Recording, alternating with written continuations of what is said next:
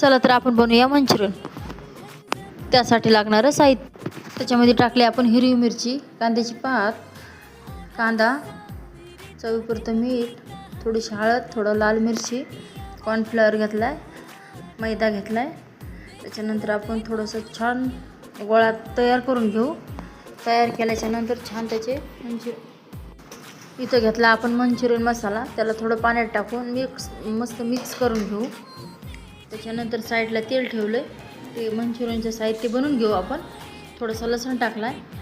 लसूण टाकल्याच्यानंतर थोडी हिरवी मिरची टाकू. हिरवी मिरची टाकल्याच्यानंतर कांदा टाकू. कांदा टाकल्याच्यानंतर थोडीशी कापलेली शिमला मिरची टाकू. कांद्याची पात टाकू. ते सगळं मिक्स करून घेऊ. त्याच्यात टाकला आपण dark soya sauce, green chilli आणि थोडा टमाटे सॉस, चवीपुरतं नमक. तुम्हाला आमचा व्हिडिओ आजचा कसा वाटला तर नक्की कमेंट करून सांगा.